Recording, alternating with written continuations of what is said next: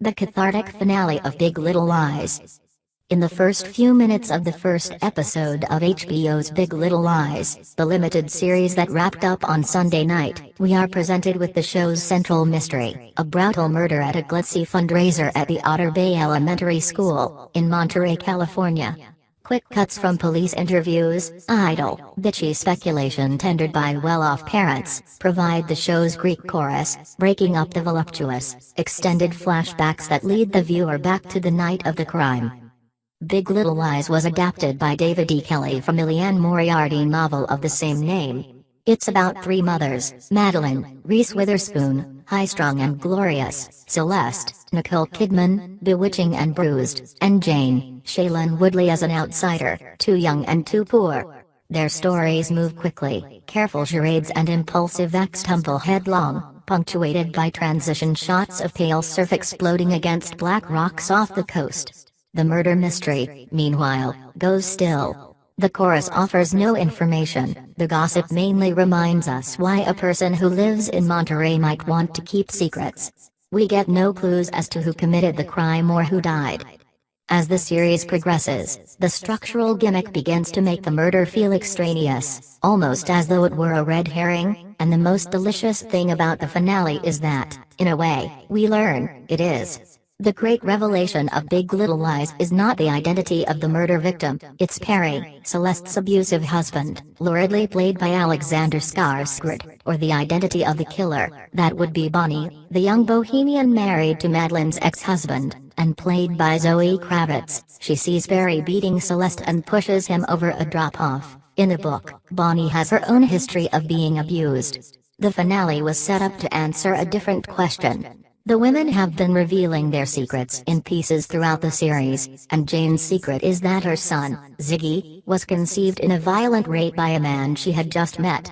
When, on the night of the fundraiser, Perry approaches Celeste in a predatory fever, Jane, who has not previously been introduced to Celeste's husband, suddenly recognizes his look. Perry is the man who picked her up, gave her a fake name, and assaulted her in a motel room. He has raped both of them, and fathered their sons. Part of what has made Big Little Lies stand out amid the ever-growing crowd of interesting TV shows is its utterly natural rendering of violence as an ordinary part of women's lives. My colleague Emily Nussbaum described the show in her review as a reflection on trauma. The show understands that minor social transactions between women can express the nuances of violence with a unique specificity and a nauseating subtlety. Jean-Marc Vallée, the director, roams these sun-drenched, luscious settings with a handheld camera and a sense of unease. In the finale, just before the climax, as a ballad drifts in from the lantern-lit party, 15 remarkable seconds pass. One of Jane's PTSD flashbacks has merged with the present, confirming Perry's identity. Her face becomes a mask of fear. Madeline looks at her, follows her gaze to Perry, and then looks back at Jane, altered. She's figured it out. Madeline catches Celeste's eye and turns it toward Jane, who nods almost imperceptibly. The show's twist has been communicated wordlessly among all three of them. Witnessing this, Perry panics, and lunges forward to bludgeon his wife. It's an electric sequence. Witherspoon, as Madeline, was the immediate draw of Big Little Lies, with her mutinous Tracy Flick charm resurrected and blazing. But Kidman, as Celeste, emerged as the real showstopper. She has the most ambitious narrative arc in the series, the widest gap between appearance and truth. To friends and neighbors, her relationship with Perry looks dreamy and lustful. It's actually a maelstrom of codependency and marital rape. Male critics have written differently about Big Little Lies than women, by and large. At the Times, Mike Hale noted that Celeste was an abuse victim, but then compared her relationship with Perry to 50 Shades of Grey. Celeste responds to abuse in a manner that feels painfully realistic. She tries to take ownership of her situation by hitting him back. She tries to find pleasure in it, fitting her lust around his blows.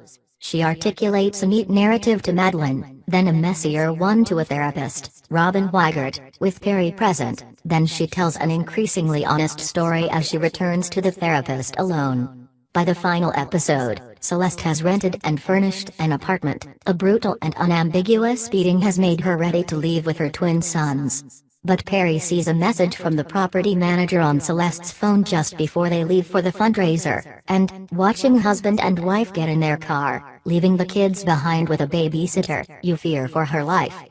By then, the show's secondary mystery has been solved. There's a bad seed in Otter Bay's first grade classroom. Some kid has been bullying a girl named Annabella, who, in the first episode, identifies Jane's son Ziggy as her attacker.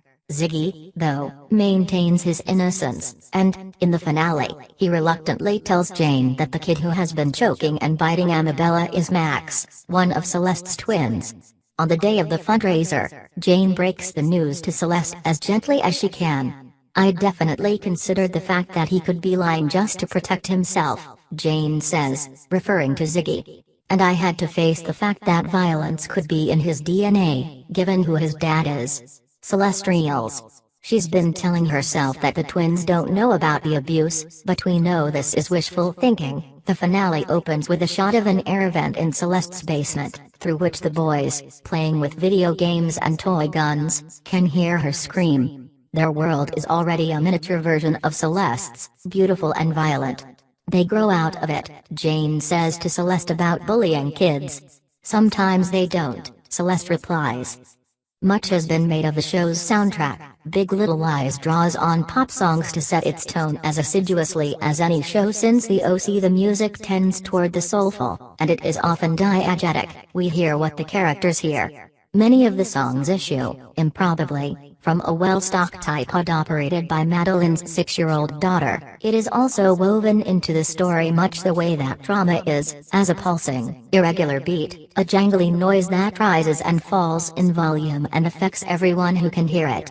The finale ends by intercutting the show's most idyllic scene with its most violent. The mothers and their children are on the beach, dazzling and windswept. Dark images of Perry beating Celeste in the other women's presence intrude. The potentially garish melange is rendered in a way that somehow feels appropriate, even ordinary, and surprisingly generous. That's the approach that has made the squeezy, gorgeous show so good.